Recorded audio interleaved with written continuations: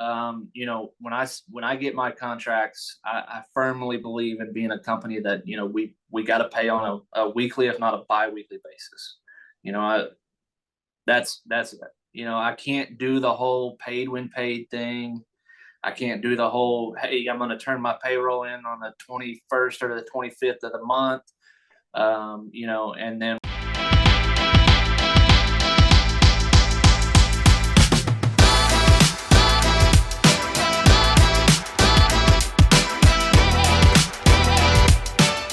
welcome to the Real Construction Owners Podcast, where we interview real construction owners doing big things. Today, we have a very special guest, Austin Montgomery, the owner of the Roof Co., specializing in all things roofing and crushing it in government contracts. We're going to be going over investments, painful lessons. We're going to be going over the ins and outs of government contracts and a lot of high-level things. So today, you're going to definitely want to listen in, so stay tuned. What's up, Austin? How you doing today, brother? Man, I'm doing good. Yourself? I'm truly blessed and I'm highly favored. Yes, sir. Yes, sir. So you're out of Waco, Texas, just south of me in Austin, Texas. Man, we got to get together sometime. Dude, I'm telling you, we need to. I know you're traveling a lot too, but next time you're back in the Central Texas area, hit me up. We can get together. So hey, you're a faith-filled family man. Same with me. You got two little kids just like me, and I got a nice big house out here in Costa Rica. I'm going to go ahead and drop it. You're invited. I got an extra room for your whole family and you. Man, I'm down for that. Let's go. Hey, man. So before we get started in the actual technical goods that people want to know about success, government contracts, the ins and outs, talk to our audience. Tell us your story. Walk us down memory lane. What were you doing before you started this, and how'd you get where you're at today? Man, so it's I've had a long journey for a young man as myself. I feel like I'm getting old, but I've been in the roofing industry, roofing and construction industry, going on 17 years now. And I just turned 33 yesterday. So it's a lot of people are like, man, what the heck? Like, how did you get your start so early? And it was all because my dad, my 8th grade summer going into high school, he was like, hey, if you want to work, come to work. And he was working for a big roofing outfit here in Central Texas, and big commercial roofing contractor. They do about 30-40 million a year. So, so I got my start there, pretty much worked every day after high school, and all throughout the summer in commercial roofing. And I worked for that company for about 10 years, and I worked pretty much from the ground up. My dad brought me in and he's like, hey, you're going to start out in the field, picking up shingles, picking up debris, whatever it is. You're going to be on a crew. You're going to do manual labor hard. You're going to learn, every step of the way. And then I worked my way into the sheet metal shop, learning how to break sheet metal. Then I went into repairs, superintendent, then estimating, and all kinds of, pretty much went through every department that I could go through to learn every step of the way. So I got a really good hands-on. A lot of guys get their hands dirty in residential starting out. And I got my hands dirty starting out in commercial. And I almost had to learn the residential side of things more than I did the commercial, because that's just what I was, raised in. And so that company, we did a lot of commercial work as far as like schools, military bases, stuff like that. So I got a good grasp on doing that. The one holdback I had is we were a big contractor, like the number one contractor for a specific manufacturer. So that's really all I knew. I knew a little bit of metal, and I knew that one membrane manufacturer like the back of my hand. And so I was kind of like drank the Kool-Aid for a long time with that product. And then once I left that company, I started the roofing company, the roofing division of my family's business.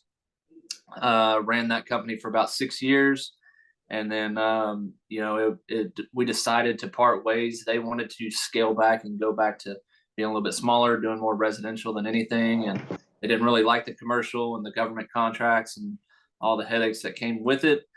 But I live in chaos. And as you know, government contracts can be filled full of chaos. And the commercial world can be chaos. And My wife and I decided December of 2020 that we were going to step out in faith and start our own company. And so that's what we did. So I put her as the full 100% owner of the company. I'm just an employee is all I am.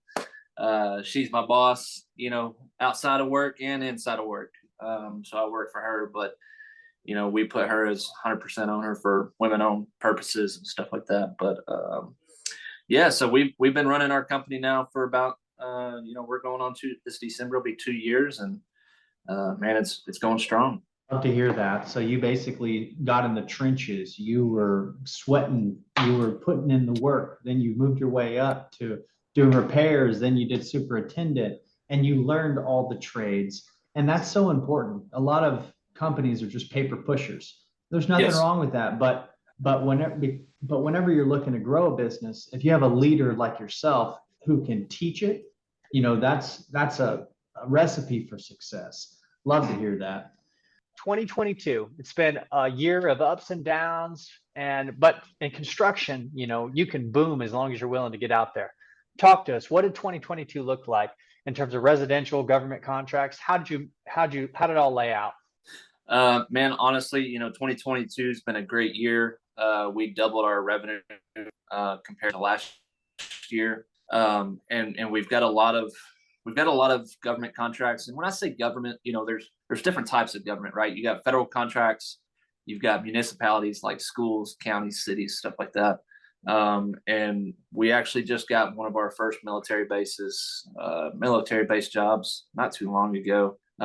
It's not something I heavily pursued right off the bat, but we've done several government jobs as far as municipalities. It's been really good. I feel like there's a lot of entities, municipalities that are looking for good contractors. They're looking for contractors that are very dynamic.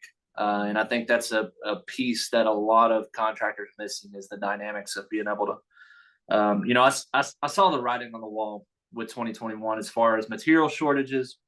We bought up a lot of materials, put in our warehouse before the prices started increasing and everything like that. But I also kind of waited it out too on buying more because I kind of saw the decline in work going down. I kind of watched the trends of the weather and everything and saw that we didn't really have a bunch of storms. Work started slowing down, and I've talked to several suppliers. They're like, man, are you busy? I'm like, yeah, bro, we're booked out the rest of the year.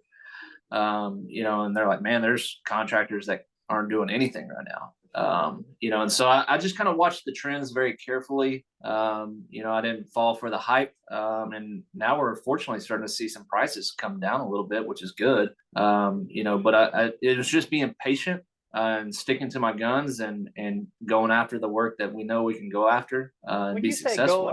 When you say going after the work you can go after, every company has a success ratio, especially when you're dealing with government and federal.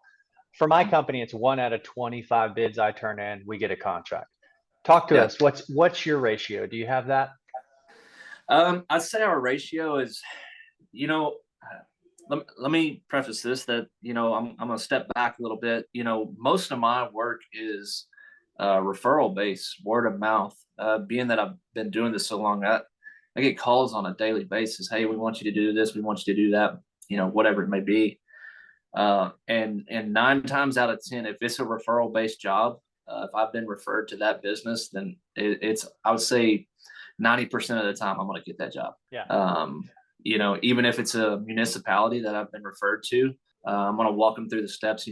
That's the big thing is a lot of municipalities are not educated on, being able to go through co-ops, to get their jobs done.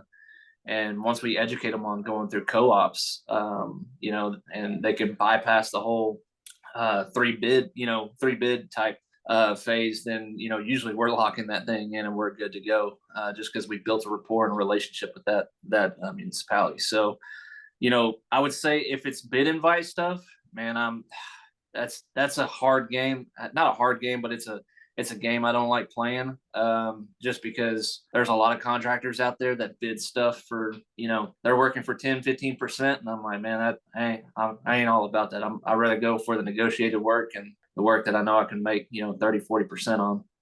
And I hate going after bid work. Yeah, I personally like to go after remote jobs that are in the middle of Yep, nowhere in America, because I yep, know less competition is going to bid it, and I can put a way healthier margin, more than 30, 40, 50%. yeah. Get in and get out and, make our money. So with that being said, we got contractors who want to get into government contracts, and whether it's local or out of state. Let's talk about subcontractors. How do you find, well, right now you're well established, so you have a book of subcontractors, but when you're first getting started, what are some strategies you use to find quality subcontractors? Man, you know, I've been, you talk about lessons earlier. What are the lessons I've been through? I've been through really good contractors, and I've been through the ringer on contractors. I've probably lost more money than I've made going through bad contractors, subcontractors, I should say. A lot of them talk a lot of good game, but when it comes time to perform at the end of the day, that's where the proof is in the pudding. Yep.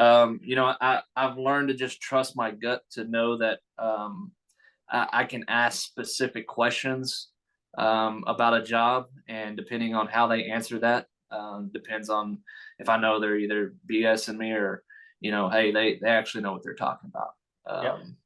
And the other thing too is like, the subcontract world, with labor and stuff like that, it gets very difficult. You got a lot of guys from the Northeast that try to come down here in the southern states, and a lot of those guys up there are union, right? They're getting paid union wages. And I see a lot of these guys talk about, well, prevailing wage, prevailing wage for Fort Hood, Texas for a roofer is like $15 an hour. If you really want me to pay prevailing wage, let's talk about prevailing wage. But you go to Florida and it's $45 an hour, Right. or whatever it may be. I don't know the exact, but it's in that range. And it's being able to educate those guys on what a lot of those guys don't realize the economics of what we can actually bid jobs at. They think at the end of the day, as the company, the prime, that we're making all this money, but really, if we don't bid it competitively with local wages, we're going to be beat out every day. You can't bring the wages from the Northeast and bring them right here in Central Texas, because you'll get beat out every time. Talking about wages, that's something you're the first person that's brought that up on our podcast. Whenever you're looking at government documents, you see that it has a wage page. It says like the wages and the fringes, and you're a contractor, so you can see, okay, this sub's probably going to need 4 men, probably, 5 days a week for 2 weeks, X amount of dollars. How do you figure out the math of what you should budget before you talk to that sub? Yeah, so that's what you just explained is exactly how I do it. But that's the cool thing about me, and probably yourself as well, is like, I've been in the field. I know what it should take to put that roof on, and how many days and how many guys, how much I can accomplish, with a crew if I was doing it with my hands on. And so I'll say like, all right, X amount of days for these guys, for this amount of crew, and then I'll put a profit percentage on top of those hours, right? For the subcontractor. For the subcontractor. So right. You've got the wages, then you've got the fringes. You add Yep. those two, and then you figure out how many men it is times how many days times how many hours, and you put a profit on it. Is that what you're saying? Yeah, I put a profit on it, and then also the per diem and stuff like that. If they're having to travel out of town, and it depends on what type of job it is, what crew I'll use. Luckily I've got a good establishment of guys here locally, where they don't have to usually travel. But if it is guys that I feel like I need to bring from out of town, or they got to stay the night or something, I'll include, the travel for that as well. And I'll put a little bit of profit on top of that. I'm curious because I have a gold mine of 8As, hub zones, Native Americans, where I'm a trusted resource to help them facilitate their jobs. What do you specialize in? Man, so that's the cool thing about me is I've diversed myself in everything, from building metal structures to interior remodels, ground ups. At my previous company, we built some of the structures on Fort Hood, the weld up structures. We've done a lot of welding on Fort Hood. We've done the light gauge trusses, metal decking, all that good stuff. We've done a lot of that, so I can kind of be an all-in-one turnkey package for people. And I've got a wide variety of healthy subcontractors that I can bring in to do other work. I don't really get into any kind of MEP, but if it's finished work, structural stuff like that, we get into it. But what we really specialize in is the roofing side. And it's mainly single ply, any kind of metal, soffits, fascias.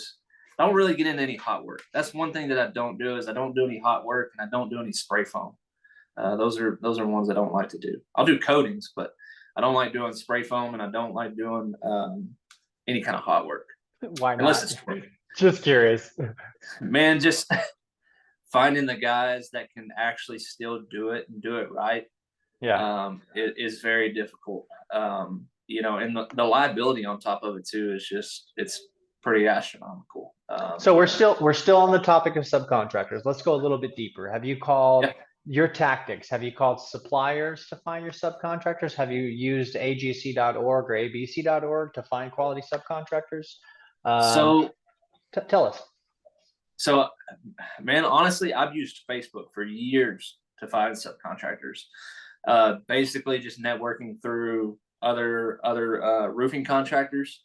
Like, hey man, do you got a crew for this? Hey, do you got a crew for that? And I've learned, which contractors are good contractors, are subcontractors. I've learned, which guys are just the brokers. A lot of them say they have a crew, but they're just a broker, the middleman. And man, I've been through that ringer several times. And man, you just got to wade through the waters to find that, eventually find the right guys and be able to ask the right questions. And, the one question I ask some of these guys sometimes is like, all right, if these are your guys, are they W-2 or are they 1099? What are they? Are they on your payroll? And, do you have full control, of your crew to say like, hey, when I tell you to jump, or are they going to say, well, we couldn't make it today because we're on another job and you're just a middleman type guy. So I can't tell you how many times I've been through that. That's really good information right there. Now, regarding negotiating with subs, we all have a story where a sub wanted this, but you wanted to pay this. How did you get that, what you needed, where they still felt like it was a win? Do you remember the scripts or what you said to that sub?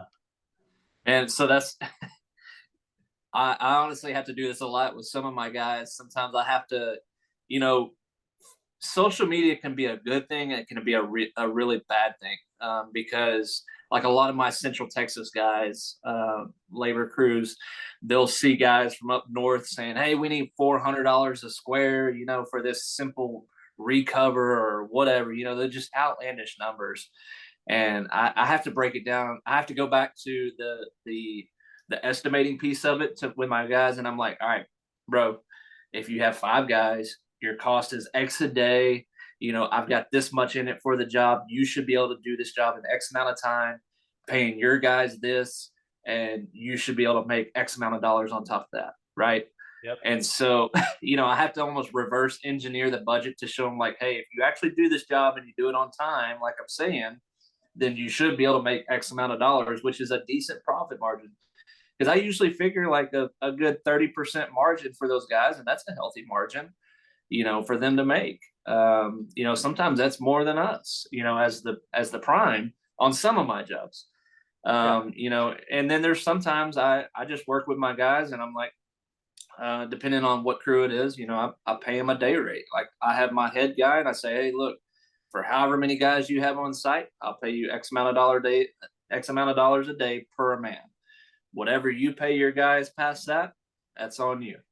So if you want to pay them X amount and you get paid this amount, then you make that much money every day. And that's been a really good tactic that I've done, because a lot of these guys, depending on what caliber of subcontractor they are, as far as where they're established, as far as if they are a company or if they're just like a 1099 labor crew type guys, I pretty much pay him plus every individual on there, but I'm paying him, but he's actually getting a wage every day, right? plus he's making whatever he's making on top of each guy. And that's where a lot of these guys don't understand sometimes, that they look at the end numbers, they're not actually paying themselves per day. They're not paying themselves a wage. They're just taking whatever profit, and that's what they made on it. So I try to actually pay them a wage plus a profit. I love that. Now, with some of these guys, big issue government contractors face is when dealing with subs is getting their certified payroll reports in on time, because that delays you, the government contractor, to get your money. Yeah. So Yeah. what processes do you have in place to ensure that you get your payroll reports from your subs? We employ them for each those specific jobs. Elaborate on that, please. Temporary employment, basically. So they come on, they hire on with us as W-2 employees for that job. That way we can control the certified payroll. That's smart. You want to elaborate a little bit further, like for somebody who's never heard that? Yeah, so basically what we do is we hire those guys on at whatever wage rate we have established for that job. We take care of, all their training, their safety training, their tools, all that good stuff on the job. And then, there's still the head guy that's of the leader of the crew. He comes on as a employee as well, and basically at the end of the day, he gets a bonus at the end of the job. So whatever the budget is for that job, if it's a $20,000 budget, by the time we figure all the payroll that's into it and everything like that, whatever's left from the job, that's what they get for their bonus, their performance bonus type thing. So I found that works really well, because then you don't have to worry about them doing their own certified payroll. You're more in control for it. And you're not relying on somebody else to do it. I've done a lot of contracts and coached a lot of people to win contracts, and that's the first time I've heard that. That's some wise words right there. Where'd you learn that? Honestly, I just kind of thought about it on my own. I was like, man, instead of worrying about these guys, doing it for me, or relying on them to do their certified payroll, just, hey man, won't you just come on as a temporary W-2 employee? We'll pay you, just like you are an employee, right? And we'll take care of the payroll. And then just like we give our full-time in-house guys, bonuses and stuff like that, we're going to give you a bonus at the end of the job. So subcontractors, what they want. They want the easiest, low-hanging, get in, get out, just let me go in and do my work. I don't want to do the paperwork. So if I was a subcontractor at the other end of the line, and you were talking to me about coming to work for you using that methodology, how am I going to get paid, Austin? How would you explain it to me? Basically, man, I see it all the time. When I get my contracts, I firmly believe in being a company that, we got to pay on a weekly, if not a bi-weekly basis. That's it. I can't do the whole paid when paid thing. I can't do the whole, hey, I'm going to turn my payroll in on the 21st or the 25th of the month. And then when I get my money, I'll pay you. It just doesn't work that way. So I've got to have my finances in order to be able to fund that project, and pay my guys on a weekly, if not a bi-weekly basis. It makes things so much smoother. They don't have to worry about, hey, am I going to get paid this week? Or, you don't have anybody complaining about it. That's how I try to set it up. Is every job perfect? No. I don't think there is a perfect job. I don't think there's, anything that's just easy about everything, contracting. And so, does it suck for us as the prime sometimes? Yeah, we got to pay out a lot of money, but, we got to make sure we have that cash flow covered. But at the end of the day, we got to keep jobs going too. So. Yeah. That's interesting, because I always do paid when paid, unless it's like the best guy in town and I need him to do my job. And he's like, hey, when I get there, I require my deposit. I'm sure you've heard when they're like, hey, I want half down and half upon completion. You're like, dude, I can't give you half down. Like, the government hasn't given me any money yet. Yeah. Yeah. And I've had that several times. They're like, hey, I want $10,000 to mobilize or whatever it may be. And I just, man, I don't use those guys. You know, they have to understand that, you know, there's a level of trust between the two of us. Obviously our neck is more on the line than anything because we've got a performance and payment bond on the job. Yep. You know, and so they're gonna get paid, right? Or else we're in trouble. But who's to say I give you $5,000, $10,000, whatever amount of money it may be for you to mobilize, then you run off or whatever. And I'm just not gonna take that risk of doing that. And if you've truly been in the contracting world, you should know that the government or any kind of commercial contracting doesn't give a deposit Right. in most circumstances. And so I'm like, you know, I'm just not going to do it. Yeah. It's not. I not the agree. way I work. Those type of people you got to stay clear from. You know, it sounds like you've built a subcontractor database that's helped you succeed for a new contractor just getting started. What would you tell them about building a subcontractor database and how important it is? It's super important, just because you know you've got to be able to know what guys are fit for what jobs. I know I take the performance of each crew and I look at it and analyze it and say, hey, these guys are going to be good for this job. These guys are not going to be fit for this job, right? And there's a level of detail you have to look at as far as you know, what are the aesthetics of the job? What is the appearance of the job? Is it a high profile job that everybody's going to be seeing, or is it a roof that's, you know, 200 feet up in the air that only one person a year is going to look at, right? You know, and I'm not saying that we lower our quality to a standard of, you know what I'm saying? It's that you've got to be able to look at that job and say, hey, 1,000 people are going to be walking by this roof every day. I've got to make sure that every little detail is like, I got to make sure Perfect. that the end laps, you know, the end of the seams for the standing seam are folded just right to, you know, and one's not crooked or whatever, you know, where 200 feet in the air, you're not going to see that, you know. Right, right. It's so important to have that database. So you know, okay, Jose and George, these are going to be my two guys for this, and then so on and so forth for the other job. Now, I'm sure you've done this before, but you see something you like. There's been people who've went to the site visit. There's their name and numbers. Have you ever used that site visit list with the contractors who've already been there to try to find the sub and weed through the primes to try to get the price of the sub? Have you ever done that before? Man, I haven't. Okay. I haven't. No. So I'd love to tell you a story, but to keep it short and concise, there was a job once, it was in New York, and there was a sign-in sheet, and there were like 15 people on it who drove 2 hours, 3 hours to get to this location. And Yeah. it was the day before it was due. I pounded the phone. Hey, are you a prime or are you a sub on this? I found the sub, got the price. Hey, who else should I be calling? Who can do that excavation? Who can do that, you know, electrical? And two subs gave me everybody I needed. 3 hours later, I had every detail I needed for that and won the contract. Yeah. Without having to go to a site visit. Yeah. Yeah. So, Yeah. I've never had to do that. Of course, most of the time, like I'm bidding to, you know, a jock, which is the prime. I'm the prime roofing contractor, you know, so tier one sub.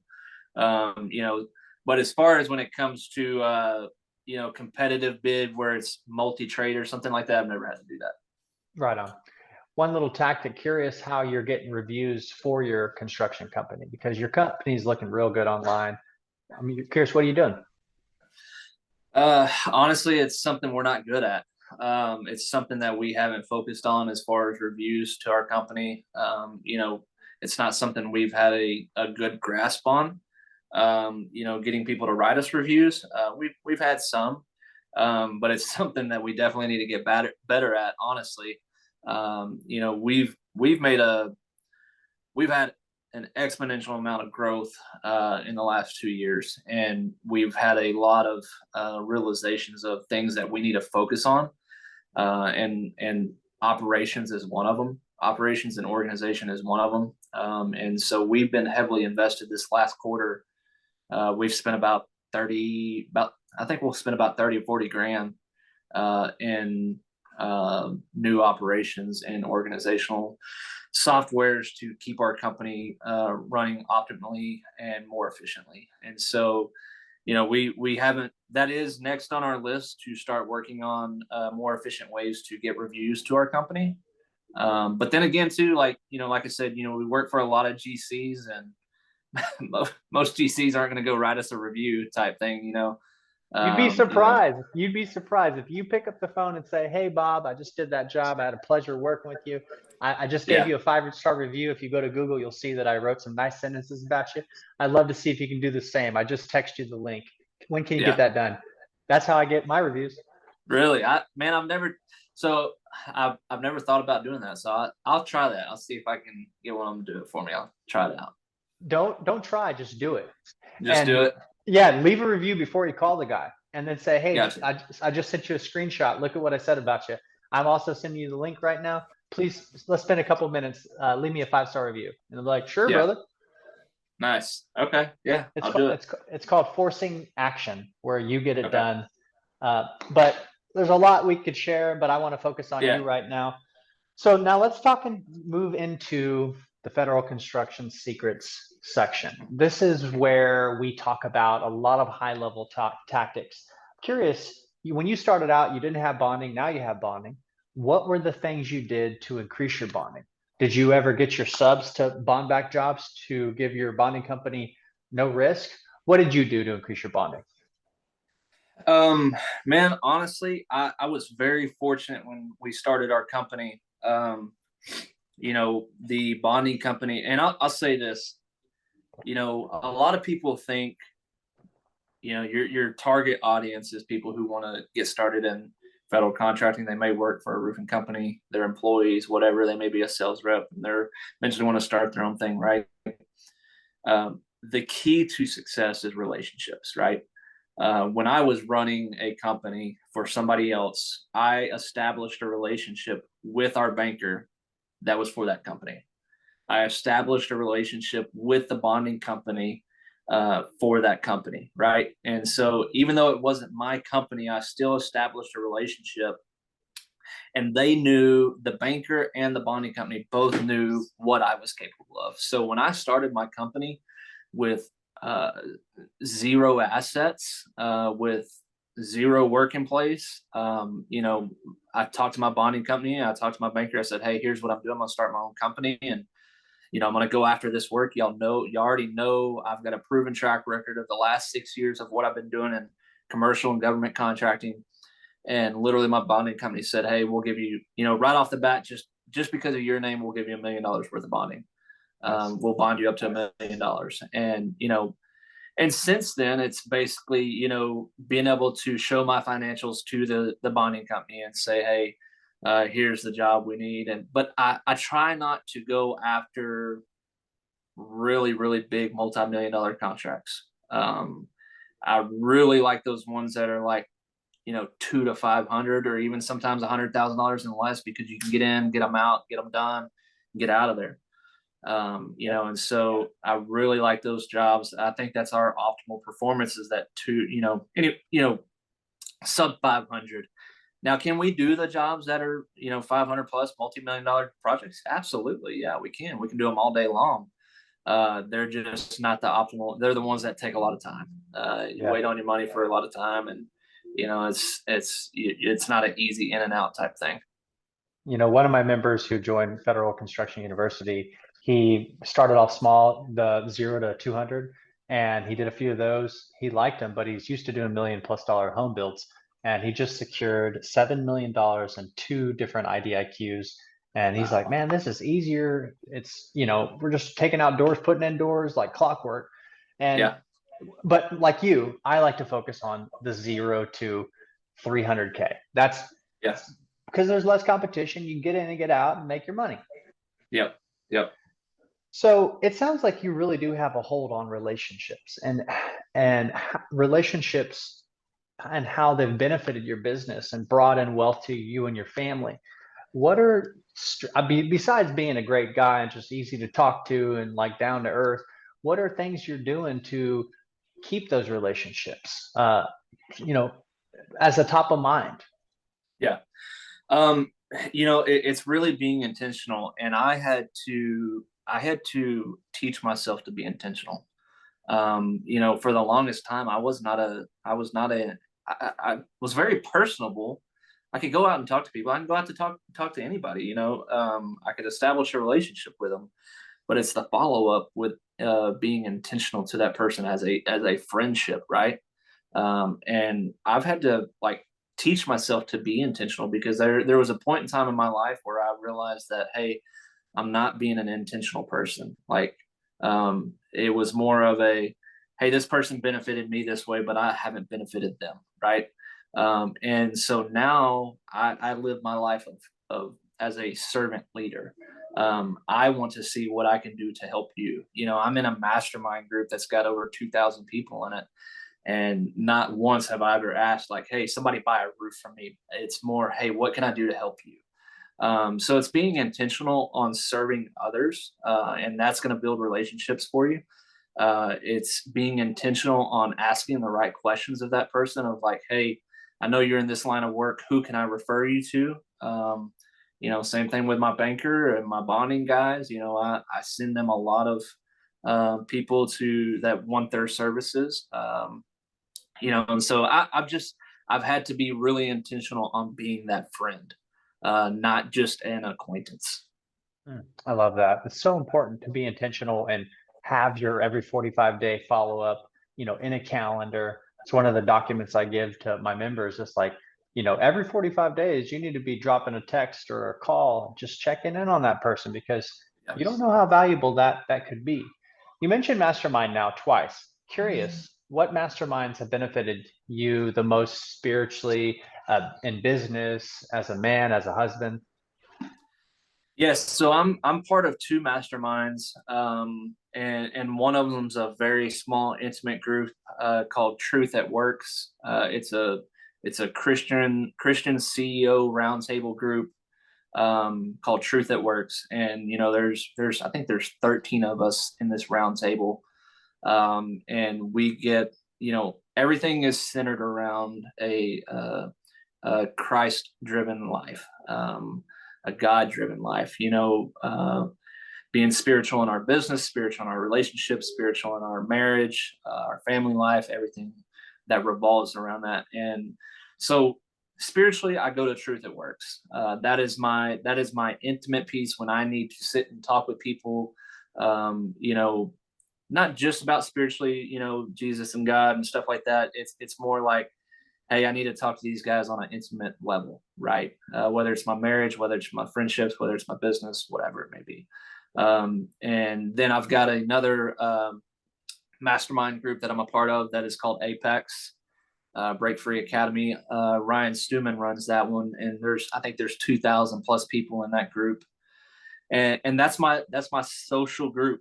I like to be in social settings. I was recently at their awards ceremony just last week, sat at the table. Hell, I sat at the table with Ryan Stuman, and I got another guy, Brandon Brittingham, and these guys are just crushing it, in business, and that's where I get my social fix, right? As being around those people, and but I also live that servant leadership to those people as well. I do everything I can. There's I'll give you an example. I've got a surf boat that I bought my wife, and we had a fly-in Friday. We go in quarterly for 2 days up to Dallas, and we all come together at Apex Break Free Academy. And I said, hey guys, I'm gonna bring my boat up, and after we get done for the day, if y'all want to go out on the lake, let's go out and hang out, right? Whoever wants to come, we'll do some surf sessions and just hang out, right? The first night I had some people come out. There was probably 6 of us, and then the second night, the second day, the Friday, Ryan's like Mariana is the lady that is pretty much she runs everything for him. She's like, hey, we want to go out on the boat with you. I was like, who's we? She's like, oh, Ryan and Brandon and these people and Chris and I was like, cool, bring them on. But when I brought them on and they came out on the lake with us, like it was nothing about business for me. Like, it was intentionally to be there for them to be able to relax, have fun, have a good time, and do something that they haven't done in a while. Yeah. And man, honestly, that established a rapport with those guys that, you know, they're like, man, they're like, bro, we haven't done something like this in so long. It was just refreshing to be able to go out and not have people bombard us about business and stuff like that. And so I've established a really good relationship with a lot of those people. And, you know, there's a bunch of killers in there, and they're just a wealth of knowledge and a bunch of givers in there that give back to the community. And, you know, you find out real quick who the givers and who the takers are. And we weed those takers out real quick. So. Amen. Love that. You know, you are who you surround yourself with. I'm a firm believer. You got to be in masterminds to level up, to get to the next level. Without masterminds, you know, we hang out with the people we know, we love and trust, and there's nothing wrong with that. But if we want to be warriors, bigger, better versions of ourselves, we have to surround ourselves with those types of men. Good for you, dude. So you might not have an answer to this because you're doing a lot of commercial and government, but it sounds like you got a lot of referral based business. Have you ever come across a situation where you have to have like a local office in order to bid? And if so, how'd you overcome that? And if you don't, I've never come across that situation of having to have a local office. You know, especially on any federal work, I've never had to have that. So no, I haven't had to have that really. Usually it's just been, even on our municipality work, you know, once they trust us, they trust us. And if we got to travel there, they understand, you know. Sure. Curious about your subcontract agreements. What are some key elements that you put inside of it to protect your company? Now we're going to move into protecting your company and that topic. Talk about your subcontract agreement and clearly defining the roles. So yeah, we do clearly define roles, you know, for our subcontractors, is that, hey, here is your specific scope of work, right? We outline that in great detail. And then we make them, you know, make sure that they understand that they are our sub. You know, they're not the sub of the prime or the GC or whoever it may be. They are our sub, and they are to be directed by our staff, our production staff, not another company. And I think that's very important, because there's a lot of guys that will just go out there and say, well, you know, so-and-so from the GC company, you know, told me that we need to do this. Well, that may not be part of our scope of work. And then they're expecting to get paid for it, right? If it's not clearly defined in our scope of work that, hey, we're doing this or not doing this, then it leaves room for interpretation. So we have to be very clear on what our scope of work is and what's excluded from that. You know, another thing too, I do is a NDA. There's a non-disclosure agreement in our subcontracts, and we do a master subcontract agreement. You know, so and then we do issue POs outside of that. But in our master, it has an NDA because, you know, there's a level of trust there that when you're going out to my job, even though we have our staff there as well, you know, I don't want you going behind my back and trying to undercut us or, you know, steal the work or anything like that. But never had that happen, but you still have to have that protection in there. Every contract is developed, every contract you have, any verbiage in there is always developed out of a scenario that happened to you, right? Every time a scenario happens to me, I'm like, hey man, we need to go add this into our subcontract or even our contract, you know, for owners, whatever it may be. Another thing I do is that I think is important to me is that our work is our work as the prime roofing contractor, or whichever contract, you know, whatever scope of work we may be doing, that work is our work.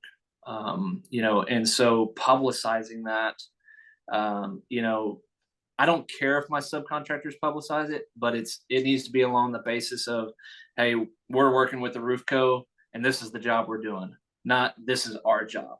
Because I see so many guys say like, oh, you know, we're doing this roof, and I'm like, okay, well, who are you doing it for? Because you need a spotlight, you know, who you're doing the job for too, because it's only fair for them that, you know, even though you're doing the work, if you're just labor only, it's not technically just the entire job is your job.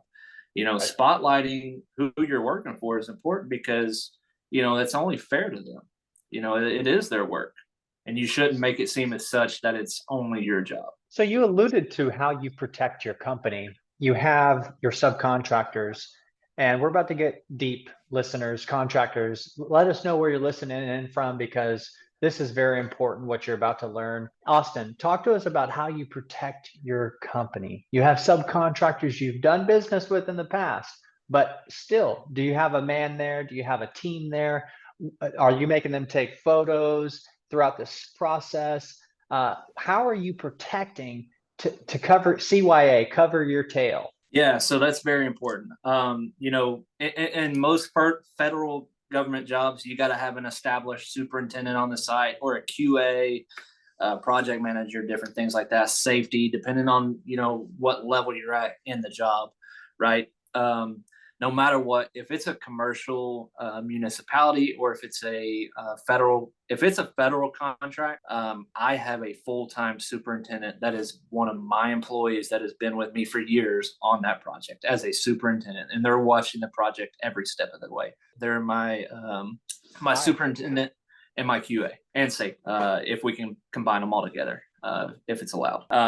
And so now, depending on the crew, you know, and the level of the job, then I there's sometimes allow, you know, because if you think about it as a commercial roofing contractor, if you've got 20 contracts out there and they all hit at the same time, you're going to have 20 superintendents on each individual job. No, it's hard to do that. You know, but what I will do is, like, you know, we use an app called Company Cam. Yep. You know, it's very familiar in the roofing industry. If it's a sub crew that I trust, then I will put them on as a collaborator to upload photos, and they know that they've got to upload photos. Basically, oh gosh, what am I trying to say? The level of detail has to be that, you know, when they take pictures from beginning to end, it should tell a story.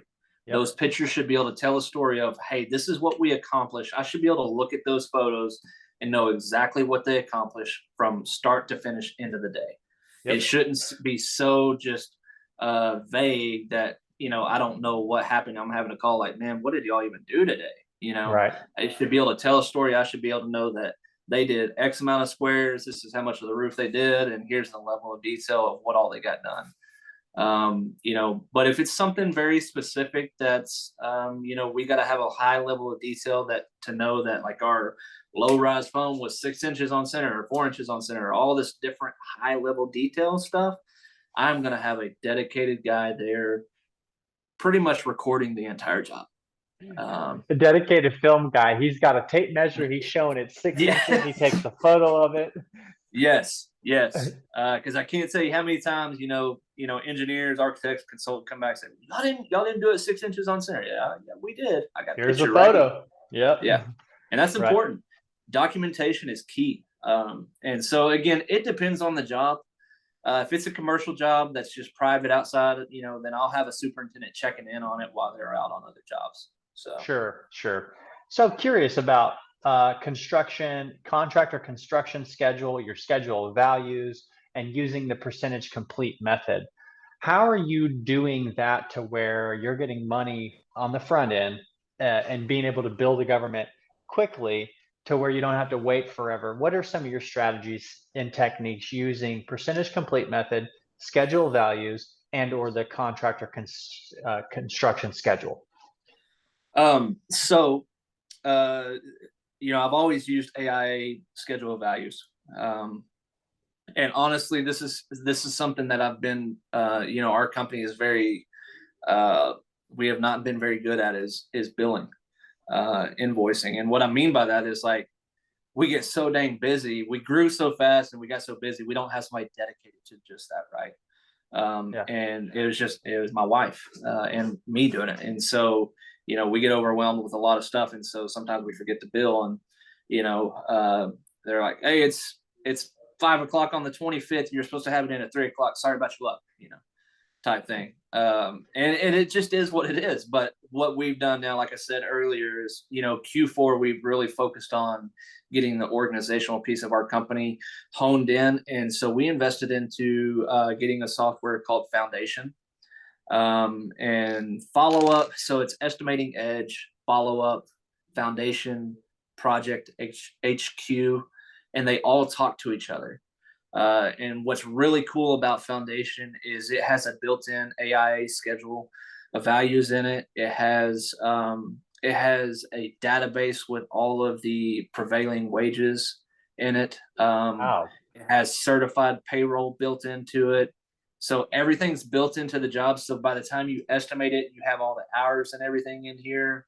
Goes into follow-up. It goes right into project or Foundation, which tracks every bit of that. It is meant for commercial and government contracting.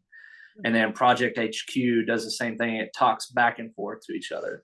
What should we budget for all those? Those apps, those softwares? Man, we invested about 30 grand. I think it's about 30 gotta grand. pay to play, baby. Gotta pay to play.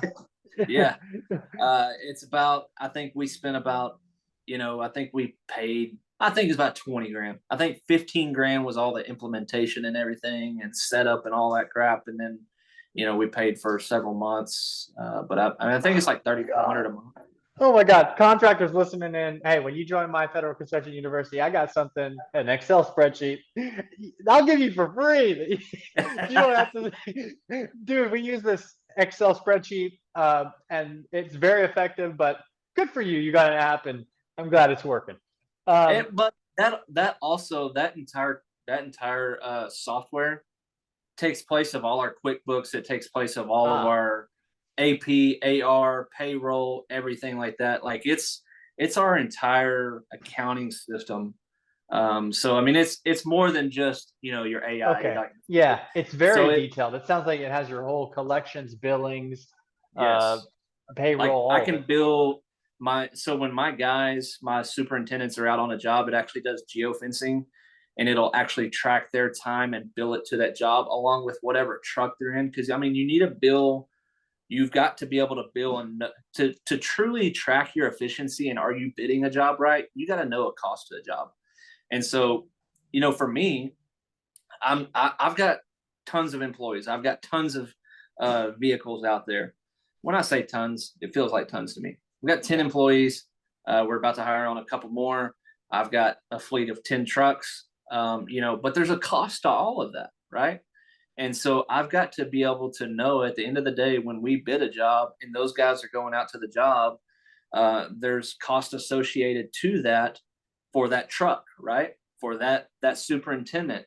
And we've got to be able to track it to that job to know that at the end of the day, when we finish that job, hey, did we went over budget because of this, right? And so did we go over budget because we screwed up on estimating, or did our production crew screw up, right? Did they take too long when they could have been more efficient? Did they waste materials? Did they waste time? Whatever it may be. And so data is king, right? We hear that in business, data is king. And that's pretty much what this software does. It collects every bit of data that you can think of. And that's super imperative for a company that's, has a ton of employees and, is looking to grow and wants to be efficient. I want to talk to you about that in just a sec, about all your company trucks, because I've learned a lot having this podcast on how contractors are using a truck as its own business, which we'll talk about in just a sec. But before we do, I'm curious, change orders. Have you had what's your experience with change orders and ups, goods, bads? Yeah, man, word of advice, don't just take somebody's word for it. Like, hey man, bill it to us. Get it in writing first. Like, I don't care. I've been screwed over so many times that, we do something different and they're like, hey, just bill it into us. I'll send you approval later, whatever it may be. And then they forget about it. You forget about it. You move on and you send an invoice in and they're like, what the heck is this for? Well, that change order you approved. Well, did you get it in writing? Then you start going down that road. Right. And so again, this goes back to the documentation piece. And you got to be very clear, cut and clear with your production team that, hey, here's the scope of work. Here's what we're doing. If it's outside of this, get an approved change order. And that's the cool thing about our this new foundation software that we've got is if it's a change order, send it to them real quick. You can send it to them real quick, and you can put on their price to be determined or time and material, whatever it may be. But then you can get it approved. You know, they can sign off on it. Any final words of advice for somebody going after government contracts? Make sure your finances are in order. Finances are huge. You know, being able to have accessibility to cash flow, a job, because you're not going to get money right up front. You know, and don't go after it as if it's a retail bid. You know, these jobs take a level of skill. It takes a level of documentation. There's a ton of red tape. You got to have dedicated employees to that job. You know, especially when it comes to safety, having all your safety documentation in place. You know, I in-house all that. You know, I buy all the safety equipment. I buy all that stuff. We have our own safety documents and everything like that. I don't outsource it all. You know, when my subs come in, I don't make them put a safety plan together. I put it all together, and you adhere to my safety plan. Nice. You got a know, CQC plan that you actually write instead of just Yes. farming it out to somebody on Upwork. Yes. So, you know, that's the biggest thing is, man, know that you're prepared to go for it. And the biggest thing behind that is finances. Because if you don't have your finances in order and you can't cash flow, if you know ahead of time that you can't cash flow that job, don't even go after it. Now, final two questions. Regarding government work, I'm curious about your process. You bid the job, you get the phone call, you get the award, and now you got to perform.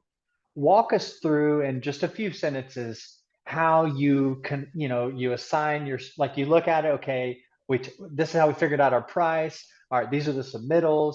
All right, here's how we're going to get it done. Like, how do you do that? Yeah, so that's our SOP. That's what I was looking for earlier. SOP, standard operating procedure. You know, we talk about them all the time. I couldn't remember the dang name. So our SOP is, you know, we obviously get the contract right. And I try not to let them issue a NTP, a notice to proceed, until we have all submittals in place and approved, and we have an order placed. So the SOP is you get a contract in, it goes in, gets issued a project number, and then we have a sit down meeting, you know, with our production team, whoever the estimator was, if it was me or somebody else. We go over the project. Hey, here's the scope of work. Here's our job. Here's our budget for materials. Here's our budget for labor, everything like that. This is what we're expecting the job to take. And here's our timeline. And then from there, production gets their side handled. And then we get, you know, the sales team, estimating team, they get all their submittals put in. And then, like I said, I try not to get an NTP until we've got materials on the way or on the ground. Brilliant. So that way you have your discovery call, you find out your price in, how the estimator figured out the price, you figure out the timeline, you get all your submittals done, and then you request the NTP. So that way it's turnkey and you're ready to go instead of like frantically trying to figure it out last minute. Right. Final question regarding federal contracts. Shine some lights on the benefits, the good, the revenue that this has brought to you. How has it impacted you in a positive way for you and your family financially? You know, for us, it's benefited us because, you know, when you have, you know, Texas is a hail-prone area, right? But we haven't had a whole lot of storms in Texas this year. Right. Nothing that's, I would say, sizable and like detrimental when it comes to hail, right? There's been little pockets here and there, but man, every freaking roofer I knew traveled down here to come to them. Yep. You know, and where it really sets you apart, not just with federal government, you know, contracting, but municipalities, is there's a level of financial responsibility, a level of detail, a level of establishment that you have to be at to be able to do those jobs. And it kind of secures you and sets you apart from the competition You know, and in times when it gets slow like this, you know, because I hear a lot of people are slow right now. You know, government contracts aren't ever, you know, they're always going to need a roof. Roofing is always going to be there. Construction is always going to be there, and the government's always going to find a way to spend money on that. Yeah. They've got to keep their assets protected. They're not just going to let their assets deplete, right, or deteriorate. And so it's always going to be there. And so that's why I've diversified myself to be able to go after those contracts, because I know it's always going to be there. You know, even though it's a pain in the butt sometimes, it's always going to be there. And, you know, it's, I would say that the money in it, you know, it is good depending on, again, the level of what the job is. You know, for hood jobs, I really don't care to go after, just because, you know, there's guys out there bidding them cheap, you know, and so it's really finding the ones that are, like you said, the rural jobs, the ones that are out of the way that nobody really wants to do. That's the ones I'm going after. What's a job where you made a good amount of a healthy profit margin? Tell us that story, and what you got it for, what type of profit you made. So I've currently got a job right now. It's not a federal job. It is a municipality job, but it was an insurance job. They got, during the freeze from Texas, they got, you know, flooded and stuff like that. And, you know, we ended up around, I'd say 1.8 million on the job. You know, we'll have about $1 million in cost, if not a little bit less in it. So blessed. You're so blessed. You're helping people out. You're getting your bounties. Yeah. You know, I will tell you that a lot of that is being able to, it's not like we screwed over the insurance. We bid everything per the insurance, you know, through Xactimate and all that different stuff, right? But it was about being able to, you know, efficiently use our labor contractors and our labor force to get the job done more efficiently. You know, and instead of having to sub out to all these different companies, like actual bigger companies, and we were able to accomplish the job and make really good money on the job. You know, so I love that. On round two, we're going to be diving into your business. We'll be diving into your processes. We'll be diving into your insurance restoration. But for now, man, you delivered the goods, Austin. You shared, you know, your federal construction insights. You shared, you know, how you protect your company. And this has been a blast, brother. I appreciate your time from the bottom of my heart. Thanks for being on the Real Construction Owners podcast today. Yes, sir. Thank you.